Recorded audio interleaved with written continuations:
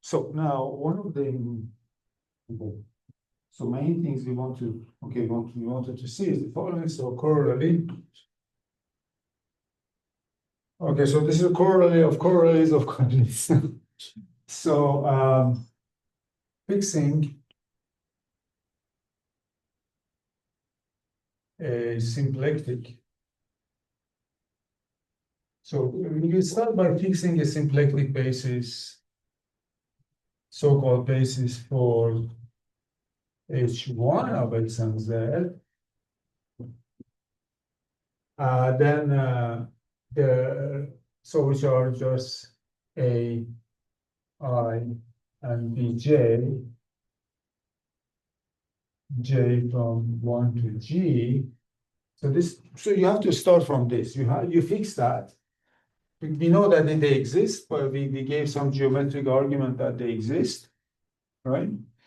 There exists unique holomorphic one forms. I'm going to choose a different notation omegas, omega 1, omega 2, omega G belonging to omega of X, such that integral of omega I over AJ, I believe my notation is over AJ. Yeah, omega I over AJ is equal to delta IJ. So in other words, integral of omega is here, okay, so this is 0 unless the two indices match. Okay? So what's omega 1? What's that? Omega holomorphic one forms omega 1, omega I, and omega G. Yeah. What's omega 1? What is omega 1? Omega 1 is a one form. It's a holomorphic one form. Okay. Yeah. Sorry, I maybe misunderstood you. Is that, no, like omega, the integral of omega I over AJ is delta IJ. Is what? It's delta IJ, yeah. So what's omega 1? So that's omega 1. Oh, the question is there exists omega 1, omega 2, omega G. That's I see, okay. Is that? Oh, thank you. You understand? Yeah. Yeah, there exist such things that's settled. So you see, the thing is they are unique now, okay? And yeah, that's a highly non-obvious fact. I mean, obviously, using this, you can easily show that they form a basis for omega X, which we know that is G-dimensional, but G is the genus. Let us not forget that G is equal to genus of X, as always. I mean, so prove. So we use two very non-trivial facts now. Use the two facts. One is that, first of all, H1 Durham of X and C, the complexified Durham cohomology, is isomorphic to, there is this holomorphic bond forms, there are some anti-holomorphic bond forms. Okay? I mean, this is a highly non-trivial fact, as I mentioned several times before. This is actually Hodge decomposition theorem in this case, and I gave an introduction, a little bit of introduction to Hodge theory last lecture. So this is an example of Hodge decomposition. This is actually what Riemann claimed, and he had an intuitive argument for its validity. Hodge decomposition theorem. You see, these are harmonic one forms. These are, if you want, anti-harmonic one forms. And harmonic things, every cohomology class has a unique representative as a harmonic form, but this harmonic form, you can write it as sums of holomorphic and anti-holomorphic bonds, like this. And the second fact is that,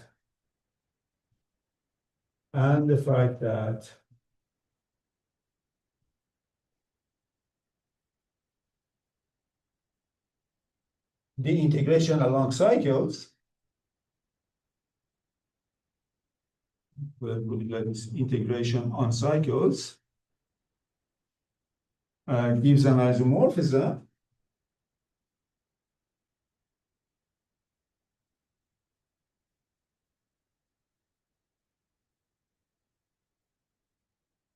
So this isomorphism is so that it puts isomorphism between the Rom cohomology H1, this one, and the dual of singular homology.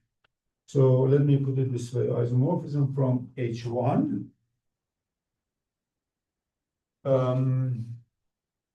So which one is better to write? Do I want to go from no. Okay, actually, this is good. H1 Duran of X and C to H1 or H1. So this way, C of H1 X C complex coefficients, everything. Yeah, so I haven't defined this map for you, but I just explained what it is. But this is the map that goes from H1, from the Rom cohomology to linear dual of singular homology with complex coefficients. Everything has to be over complex numbers. And this map is, as I said, is integration along cycles, so defined by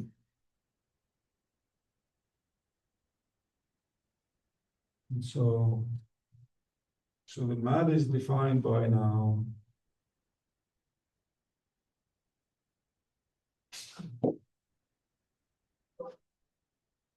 So if you have a cohomology class here, you want to define it to an element in the dual of this space of chains. So you just define this chain C is mapped to integration of this omega, this one form over chain C. So this map is the image of class omega. So this whole gadget is a map, belongs to a home C of H1 X C and C. Right? I don't know how much algebraic topology or differential topology you have seen, but you know what this is called? What this isomorphism is called?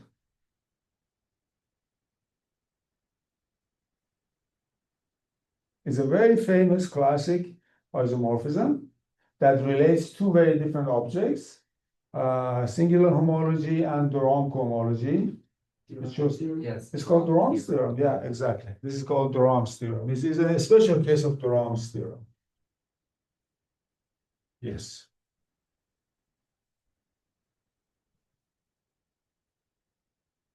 Right. So yeah. So we need both, and everything we did today to prove this. So basically, so I will prove it a little later, but let me, because I'm running short of time, so I will prove a bit later, maybe next, like I think next Tuesday.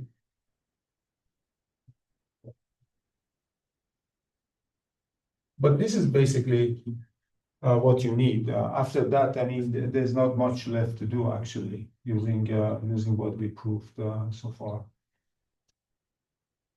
So this basis, okay. So this basis is a very important basis, and it all depends on choice of symplectic basis. So let me make a comment about symplectic basis.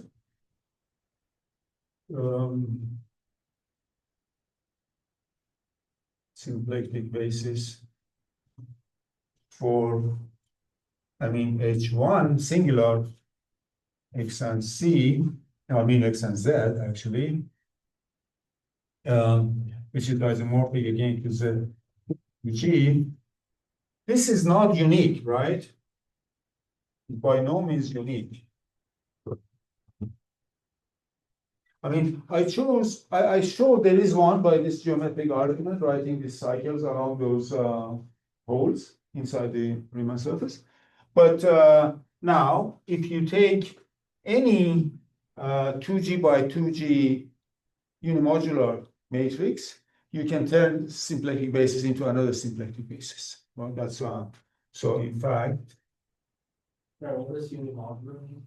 Yeah, I will define it for you. In fact, for any unimodular integral matrix, integrality is important. A belonging to G, well, I can take even GL2. I was thinking of SL2, but that's okay. GL2 is fine.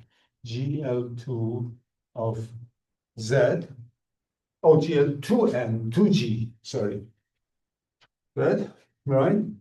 And any basis, any symplectic basis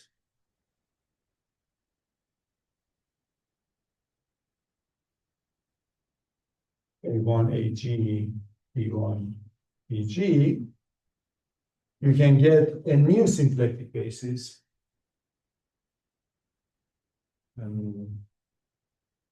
Symplectic basis. So basically, you can just apply this unimodular matrix to this and to get another thing. So A. So I just write it like this: A, and then you just put these cycles as elements of this column matrix. But you know what this is, no? Now, what unimodularity means? It means that this is actually has determinant plus minus one. Okay.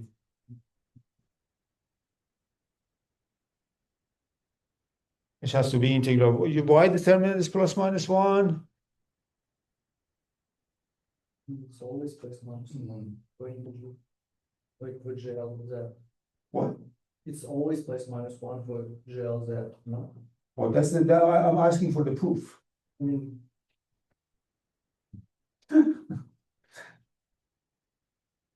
This is integer. And it has to be invertible. It's invertible? Yeah. And it's an integer? And there are only two units in a ring of integers, plus one, minus one. So that's good, yeah. So that's that. So there are infinitely many symplectic bases. If you have one, you can create all of them. And so, but once you fix that, this omega i's, omega 1, omega g's are uniquely defined by these conditions. Okay, so that's one thing. The next thing I wanted to is to recall now this period pairing that we had. So now, recall the period pairing, or I mean the period map, let me put it like this, period map.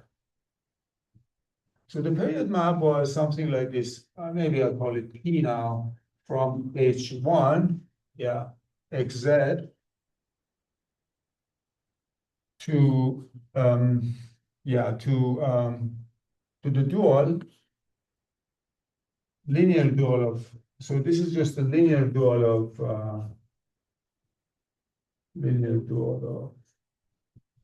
holomorphic one forms.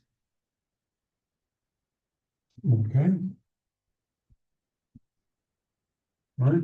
So basically, the way it works is that it just sends any cycle into periods of different differential forms over that different holomorphic form over that cycle.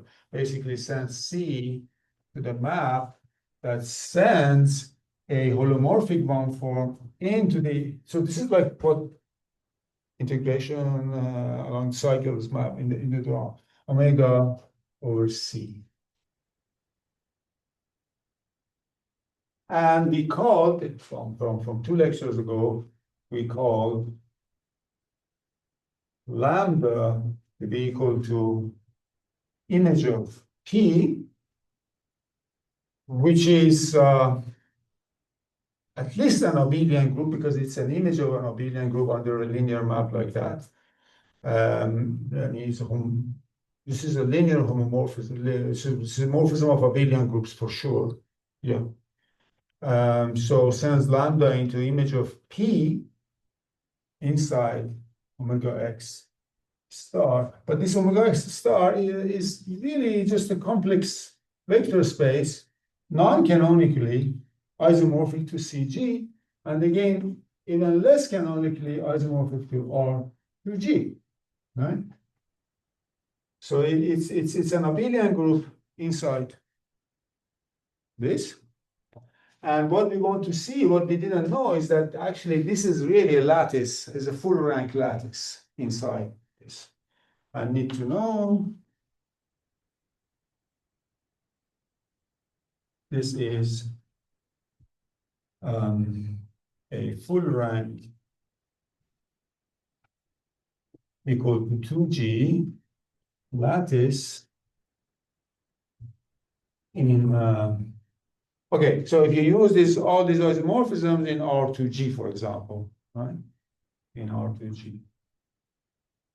But you can say even to be, if you want to be absolutely canonical, you can just work with omega x star, and that's enough, right?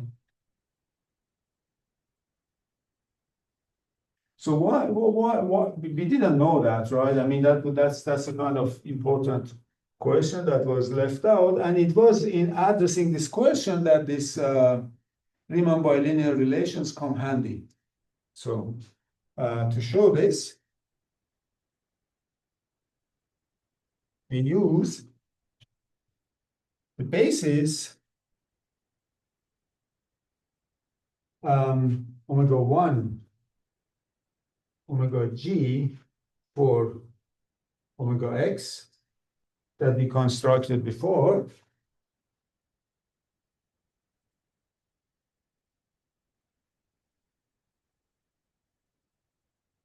And the symplectic basis, of course, I mean, if you say that basis means that symplectic basis is understood, well, then you write it. And the symplectic basis AI Bj. Now, you write this map in this basis, you get something very interesting now.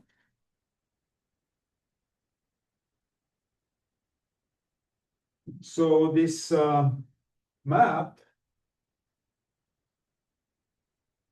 this period map, P gives a matrix. So this matrix is actually a G by 2G matrix. Gives a G by 2G matrix in general.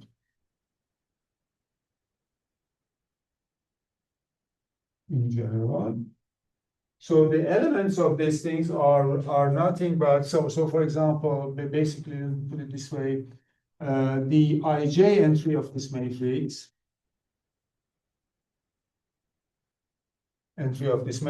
G by 2G matrix I1, is integral of omega I over aj.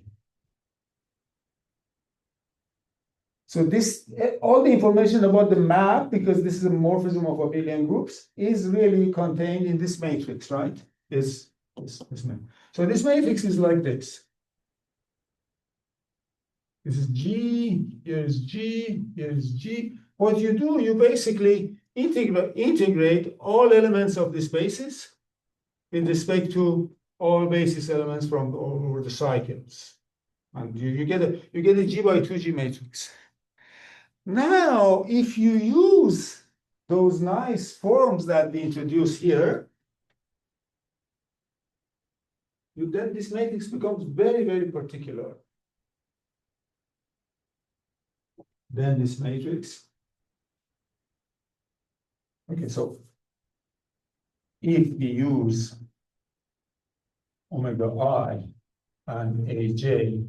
Oh, by the way, I should say here we are integrating over aj for this part, but here we are integrating over bj, obviously, for the other part, because there's has to be two G elements and G holomorphic one-fourth. If we use omega I, aj, bj as we indicated, it follows that, first of all, this part is identity matrix, right? So integral of, since integral of omega over, omega I over aj is equal to delta ij. So this, you get an identity matrix here. So this immediately shows that the rank of this matrix is G.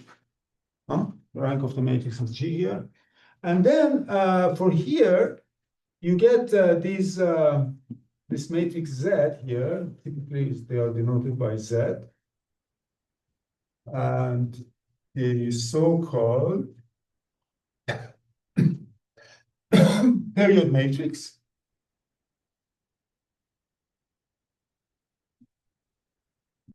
Z, where Z is just the matrix which consists of integral of omega I over bj's. It's the other integrals that we are working on. So let's call this integral of, so I want to use notations in the right way. So T tau jk, yeah. And there is a reason to call this tau, you'll see. Tau jk equal to integral omega j over bk, yeah. Okay. Right. So this is the so-called period matrix that was introduced by Riemann, but in some special cases, actually Jacobi introduced these things. Not in this language, but essentially he was struggling with these things quite a bit. Maybe even Abel, I'm not sure, but yeah. But they were only Abel worked in general, but Jacobi was mostly hyperelliptic curves. But yeah, anyhow, so this is the matrix. Now Riemann's bilinear relations show that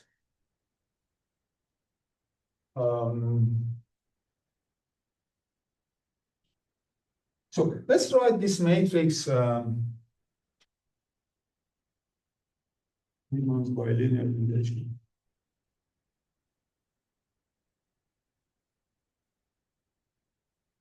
Implies that actually, the two relations implies that, first of all, Z is a symmetric matrix. It's symmetric. In the sense that Z transpose, the standard transpose, that will be taking matrix is equal to Z. If you write that thing, you get this. That's yeah. And the imaginary part of this, you remember there was an I in the equations, and the imaginary part of Z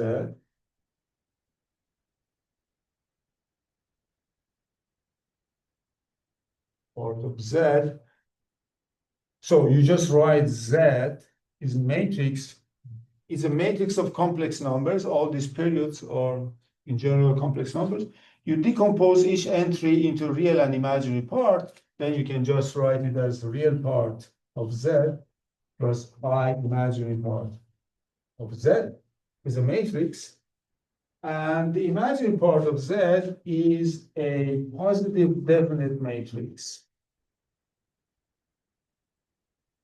This is not a difficult argument either. Using a second part of Riemann's bilinear relation is a positive definite matrix.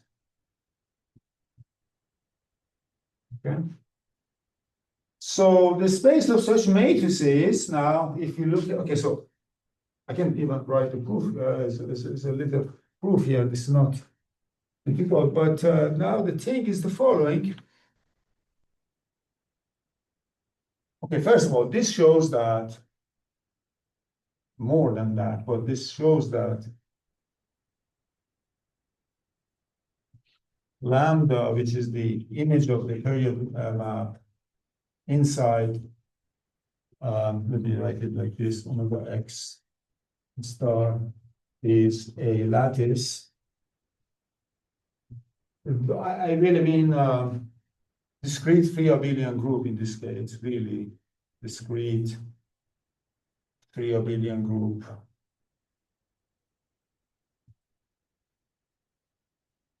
of rank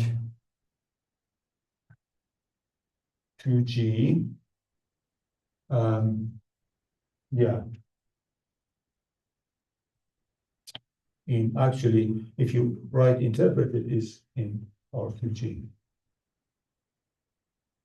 Now, so there's a terminology here. So terminology is that. So such matrices are actually the space of such matrices are called Ziegel upper half space. Ziegel upper half space. So this is basically a space of all complex G by G matrices. I mean, now I introduce Z, but Z is actually good for Ziegel, so it's not a bad letter for Ziegel. So Z belonging to N of C, such that, now look, such that Z is symmetric, exactly as these conditions. Z transpose is equal to Z, and its imaginary part is positive definite. Wouldn't it be MG of C? Sorry. Wouldn't it be MG? Oh, excellent. Yeah, very good. MG. Thank you. Absolutely. MG. Yeah. So it's a G by G. Oh, matrix. well, yeah, because G by G matrix and we are in that context, it's better to use G, exactly. But I mean, you can use it for any, indexing set. So imaginary part of Z is, of course, it's going to be still, the imaginary part of a symmetric matrix is still a symmetric matrix, but it's positive definite. It means that, well, as a symmetric matrix, all eigenvalues are positive, all eigenvalues are real, but they're actually strictly positive. Okay. Now, if you look at this, what space this reminds you of? It's upper half plane, yeah. So this is a generalization of upper half plane, Poincare upper half plane. And everything that you do for upper half plane, including Mobius transformations, carries over in this context, but it's much more elaborate. So Mobius transformations are, I think, by matrices and these things. So it is a generalization.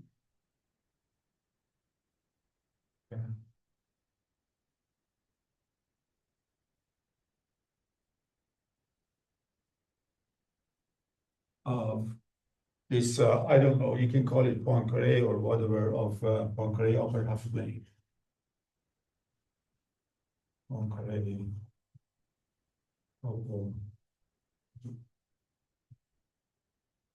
Half plane.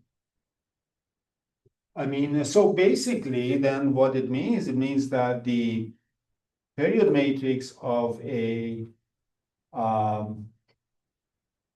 Riemann surface is not an arbitrary lattice. It's a lattice such that this matrix is always in the Poincare upper half plane. That's a very strong positivity condition, restriction on the thing. And I think I told you that we don't know even now if all points in the upper half in the Ziegel upper half plane is actually period matrix of a Riemann surface. This is a Schottky problem, so that's completely open now. So can we mod out the Ziegel upper half plane by something and get something like a modular curve? And is that Shimura variety related? That would be Shimura variety, yes. Okay. Yeah, that would be an example. But let me, in fact, since you asked, so let me just tell you how you can act by analogs of Mobius transformations in this case. So Mobius transformations, I mean, this is Mobius transformations. But I mean, I have to put, because Mobius didn't work on this.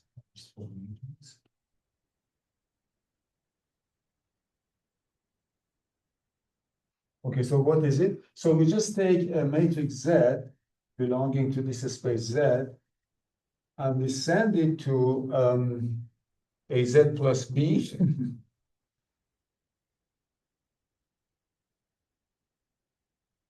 times the CZ plus D inverse, where A, B, C, D are matrices and by n complex matrices.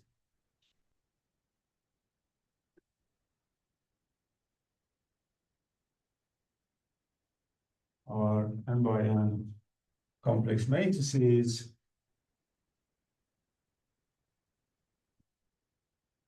Okay, they must satisfy some conditions in order to send upper half plane for the map to be defined, right?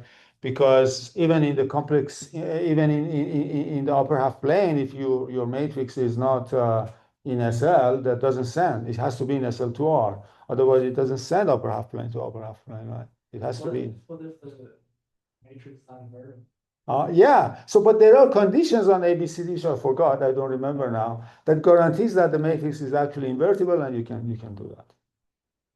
So there is a theory that was worked out in this case. Actually, Ziegel, I think, was influential in this.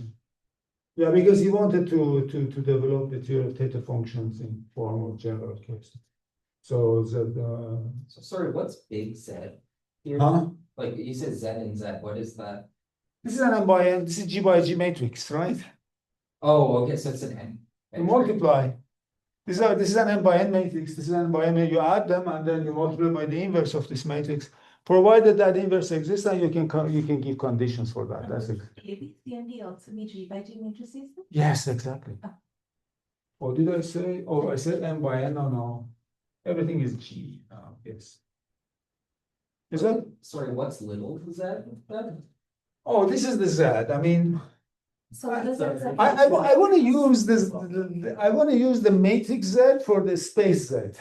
Oh, the Z. Yeah. The Z is the okay. Sorry, this is my fault. Yeah, No. yeah, I mean, yeah. I ran out of good notation. Okay, gotcha. Yeah. As usual. Yeah. Yeah. So this is this. I don't know, little Z inside this big space. Yeah. Anyhow, so this matrix is over there, and I mean, so there is a huge theory built around this, which is an exact generalization of this upper half plane and modular curves and all these things. But time is off. But I mean, what I want to do is so just because we have a few minutes, let me just recall the definition of Jacobian variety, and then using this now we tell you actually topologically what Jacobian variety is, and then we look at oval Jacobi map, which I also introduced in the last lecture. But so Jacobian variety, or not variety, you have Jacobian of it is a variety, but that's okay. Jacobian of X. So Jac X. By definition, this is, as we discussed, omega X star divided by this period lattice. Right? So topologically now, by what we discussed, I mean, this Jacobian is I mean, only topologically, and this is okay, is S1 cross S1 cross S1 2G. So is a topological torus of rank 2G, is a torus. I mean, torus of rank 2G. Okay. So But shouldn't be G torus, because two copies of S1, that's one T1, and then if you should be like T power G, what is T? T the torus S1 times S1 to power G. S1? No. It's really torus, because you see, this is a general fact let me tell you this general fact. Imagine you have, it has nothing to do with even or odd. Imagine you have Rn and you have a lattice of rank n in Rn. This is always isomorphic to, topologically, isomorphic to S1 cross S1 cross S1 G times. N times. Don't think of two torus as anything special. That's not. I mean, okay, so forget about everything we did. Just look at this fact. You can prove this. Oh, sorry, I was confused. So S1 Yeah. cross S1 is the rank 2 torus. Sorry. S1 cross S1 is the torus of rank 2. Yeah, but we don't have that here. Right. We have a rank 2G torus in general. If G is equal to 1, you are in rank 2 case, which is the standard one. Huh? I was confused there. I saw that S1 cross S1 is one torus, but that's actually two torus. Yeah, but I mean, this is a very general thing. I mean, you can prove easily. If you have a lattice of rank 2G, but remember, lattice is, or rank n, lattice is a discrete abelian group of full rank in Rn, for example, or in Euclidean space. You can look at the lattices of lower ranks, but then in that case, the quotient won't be compact. The quotient would be like, again, a torus cross some Rn or something, or K. But that's not what. Does it generalize to locally compact abelian groups? This one? Oh, no. No. Locally compact abelian groups? No. I mean, locally compact abelian groups can be crazy. For example, you mean like all these ideals are locally compact abelian That's what I groups? was thinking. No, they are completely, they are totally indiscrete, I mean, totally disconnected. And there's no, but morally, you're right. Morally, it is like that. I mean, this is the kind of adelic torus, maybe you're thinking of. Yeah, but I mean, this thing that you want, really setting this. Is that clear? Yeah. Okay, so this is at least topologically, and even smoothly, there's nothing to understand here. This is obvious, but holomorphically, no.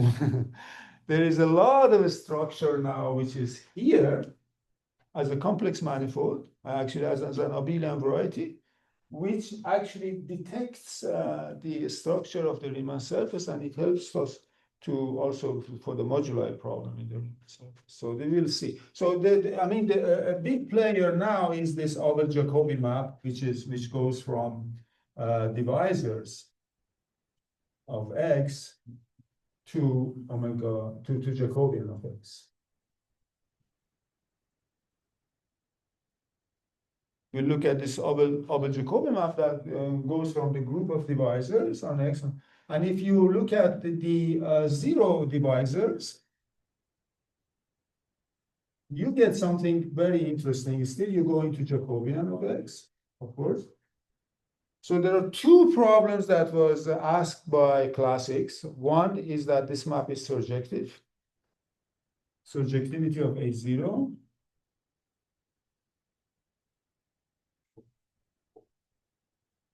This is the Jacobi's inversion problem. Jacobi didn't pose this question in his own way, I mean, in his own language. So this is Jacobi inversion.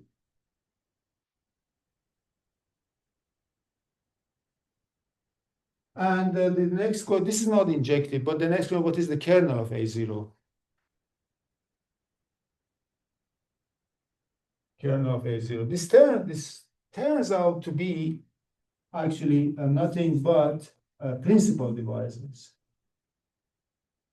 And this is Abel's theorem, which I will prove both. This is Abel's theorem. So once you prove both, and these maps are holomorphic maps, then you have shown that this group of degree 0 divisors by principal divisors is isomorphic to the Jacobian of the curve. Okay, and this Jacobian, so this group, by the way, so div 0, now I have to finish now, div 0 of X by principal divisors Well, this is essentially the degree zero holomorphic line bundles, so topologically trivial but highly non-trivial holomorphically. So this is the degree zero holomorphic line bundles on X. This is what you do, and then so the Jacobian, we have this interpretation of Jacobian. This is one interpretation of Jacobian, but then we have other interpretations, which is more algebraic, and that's what you need to in number theory and stuff. You need that interpretation. Okay, so we'll prove at least these two results. These two results we'll prove, and okay. I'm here if you have questions. We have a very neat question. Does Jacobian act on something? The people study something is like action of Jacobian or something?